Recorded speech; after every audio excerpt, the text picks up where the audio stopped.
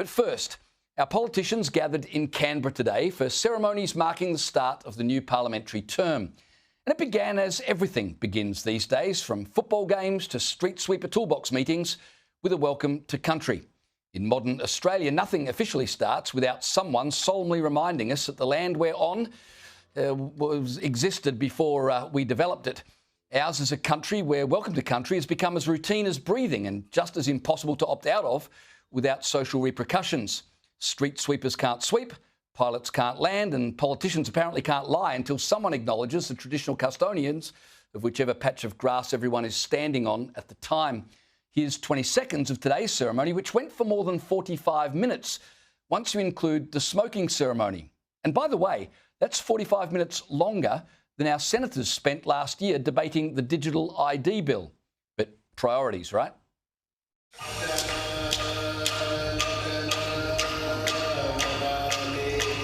I'd like to pay my respects to my elders past and present and emerging. The welcome to country is such a powerful way to begin a new parliament. Now, whatever your view of welcome to country ceremonies, at least the opening of Parliament seems a little more appropriate than, say, when your Sydney flight touches down in Brisbane. But what I found interesting was that the Prime Minister used the welcome to country to defend the welcome to country, informing us that the controversial ceremony is not at all controversial. It is not controversial today, nor should it be. It is a respectful way of us beginning our deliberations here in Canberra, which of course means meeting place. Well, that settled it then. Don't believe your lying ears. Despite the constant public debate, the radio talkback and dinner table arguments, welcome to country is now officially not controversial because the Prime Minister says so. And as the Voice referendum proved so brilliantly, the Prime Minister is never, ever out of touch with public sentiment on Indigenous matters. But the real zinger came when the Prime Minister warned us not to take welcome to country for granted. Like a lot of the most positive things about our nation, we shouldn't take it for granted.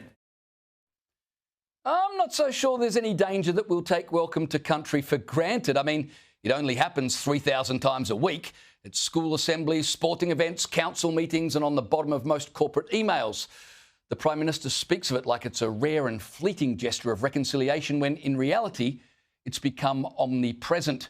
It's effectively the national anthem's louder, more insistent cousin. But Anthony Albanese wasn't done. His welcome to country sermon was just getting started. What a welcome to country does is holds out like a hand warmly and graciously extended. An opportunity for us to embrace and to show a profound love of home and country. I've got to say that hand warmly extended feels a lot like a bureaucratic demand these days. And maybe it's just me, but I struggle to understand how a hand can be graciously extended when there's an implied threat that if you don't shake it, you're a bigot. The fact is that no one wants to be disrespectful, but when respect becomes routine and routine becomes compulsory and compulsion becomes moral theatre, well, it stops being about respect, doesn't it?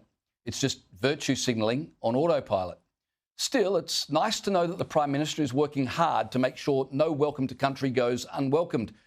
It's a great example of leadership in the modern age, ceremonial, symbolic, and utterly terrified of being seen to disagree with the nation's HR department. So, welcome to Parliament, welcome to country, welcome to the theatre.